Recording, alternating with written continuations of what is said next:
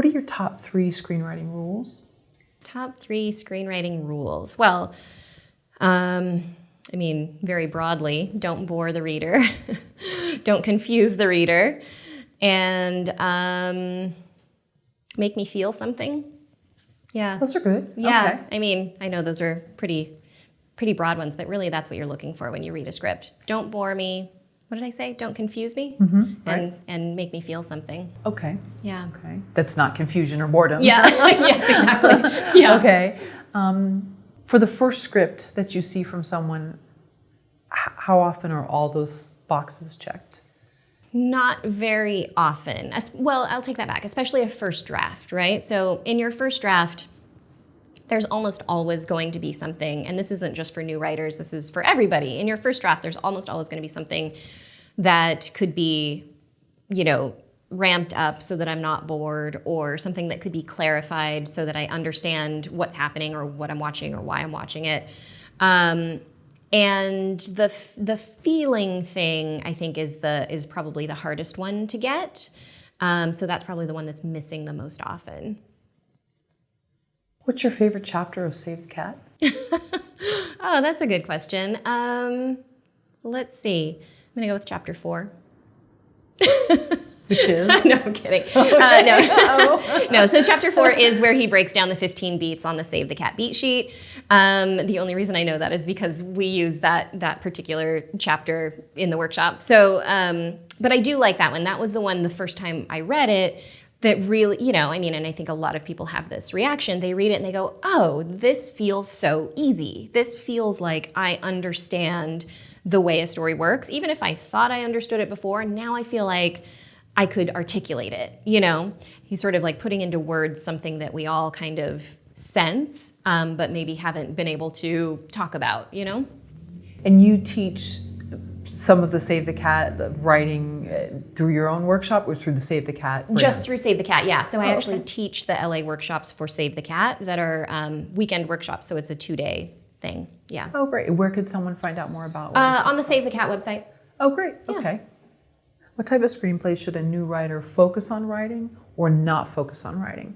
That's a good question. So I think, again, you can write whatever you want to write, but I think you're setting yourself up for success if you are sort of still in that beginning learning curve. If you start out with a more straightforward story, so one that has a very clear protagonist, a nice clear external story goal for them to pursue with like a clear end point so that we know when they've won or lost, a good clear external force of antagonism, right? Because you're going to make your job easier if you can have external things that you can put on screen, and good clear stakes too. So I think if you have all of those foundational pieces in a very sort of straightforward way in your story, that's going to be an easier story for you to sort of learn on. It's think of it as a learning exercise to figure out how to put a screenplay together. You're just going to make that learning curve a little bit easier to handle if you are working with those elements that are more straightforward.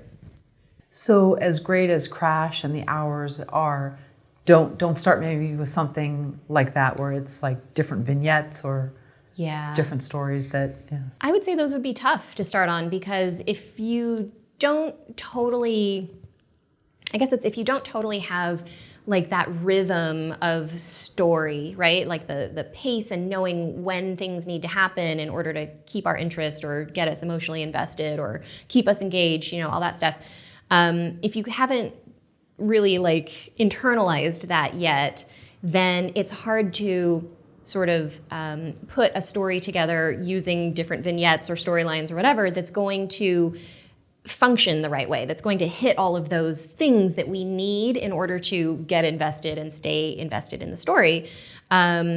Because that's like those are sort of tricky stories to lay out, and if you're dealing with a more straightforward story, you're going to have an easier time sort of figuring out like, okay, so I just have to focus on this one protagonist. How can I get my audience to care about him? What is it about his story goal that's so meaningful to him, and how can I show that to the audience? It's sort of like I don't know, I guess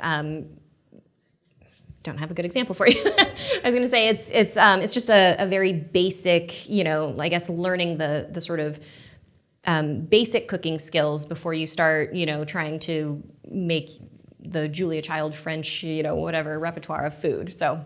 Right. Don't make a bouillabaisse before you can do scrambled eggs. There you go. There you go. Okay.